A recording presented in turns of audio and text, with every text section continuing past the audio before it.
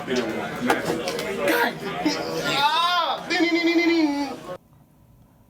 Zoodiac Survival again, and it's all thanks to this one card, Divine Arsenal Sky Thunder. The win condition of the game is to summon Zeus, control the board, and eventually outgrind your opponent. And so you'll see that a lot of the deck choices were made to revolve around enabling Sky Thunder. And so we play triple Sky Thunder,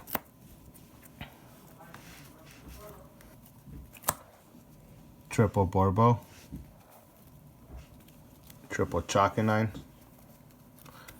Then we play 2 Elves, the two Tiger, 2 Monkey, 1 Trident, and then the 1 Vespinato. Now the reasoning for this ratio is because the first Zeus that you summon should have somewhere along the lines of these materials backing up under it. The first one should have 4 or 6 depending on the game state and the deck, but you summon the bow, you're going to Trident, you're going to Hammer, you're going to Tiger. And then of course the one you use to enable it. So that's the 6 material one. Then for the second one will be the opposite. If you have the one with the 4, now this one could have the 6, and you'll go 1 Tiger, 1 Hammer, and then 1 Zeus, depending. And again, you could go 1 Chalky 9 to detach a unit, and bring up some follow up with a Ram. And then the last one will go with 1 bow. The last one will have 1 bow. So this is why we play this exact ratio. And then we have the 1 Chalky 9 left over for the Vespinato play.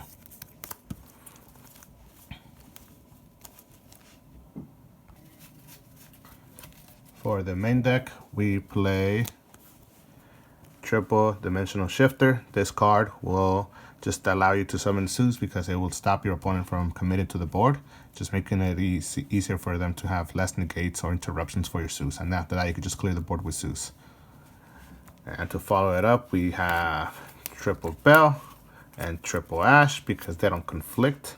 With Dimensional Shifter, you can still discard them. They don't have to be discarded to the graveyard, you just have to discard them, so you can still Ash or Bell your opponent while you're on the Dimensional Shifter to prevent their board.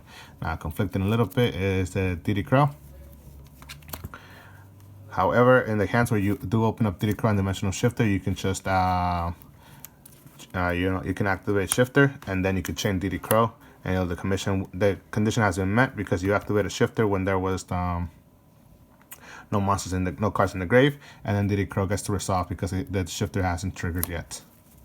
And on the off chance that you don't draw enough hand traps to stop your opponent, we play triple Kaijus. Right now, I would like to be playing the triple Gardelup, but unfortunately, I do not have a third one, so I'm stuck to playing with the 1 Canvas Seal, just because it has the lowest attack points. Then to round up the monsters, we play triple Whiptail,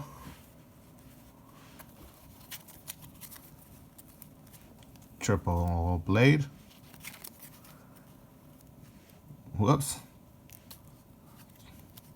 triple Ram, and triple Ram. And 1 Bunny Blast. I always want to see a Zoodiac in hand, and just play. These are the best ones, the 3 best. And I'll play the 1 additional name because I just didn't increase my odds of seeing another Zoo. Now for the spells, again, we just want to enable Zeus, so we just play 2 Cosmic Cyclone and 1 Harpy's Feathered Lesser to out the back row, just to allow enable us to swing with Borbo. Then we play the follow-up, the 1 Barrage. This is the only follow-up that we currently play. We play again triple Dark Ruler No More. Again, if your opponent has a board, you just want to be able to swing in with Borbo and then set up Zeus and then just clear the board. And this just allows you to do that without having to worry about the response. And then for our digging tools, then we play double Pot of Desires, so with that we can grind and recycle our Zeus. We play triple Pot of Desires to help us dig for outs, or another Zeus if we don't have one, a Zoodiac if we don't have it in hand. And then we play triple Fire Fist Formation again to help us dig for the Zeus. The reason why I'm not playing Rap here is because he has no stats. which is very relevant coming up. And so when you just have a zoo with raw stats, you can just normal summon the zoo,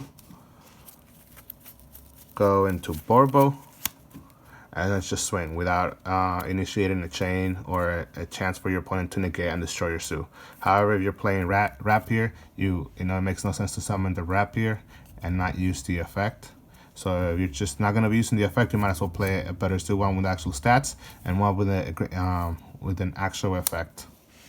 Right now I'm playing Bunny Blast over Rooster because the meta one, the engraved Bunny Blast effect is much better. When it gets destroyed by a card effect, you get to add a Zoodiac card from your graveyard to your hand, except for Bunny Blast, which could be another suit for a follow-up, or it could be Zoodiac Barrage, whereas Rooster just puts it back into the deck. So that, it recycles the resource, but at the same time, you just want to be able to keep grinding and have a follow-up with Bunny Blast.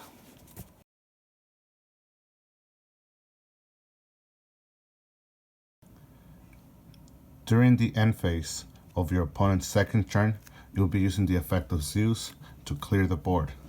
And then back on your second turn, during the main phase, you will normal summon a Zoodiac, overlay into Chakanine, use the effect, bring back the Zoodiac with the highest attack in your graveyard, overlay into Bespinato, and attack into an open board.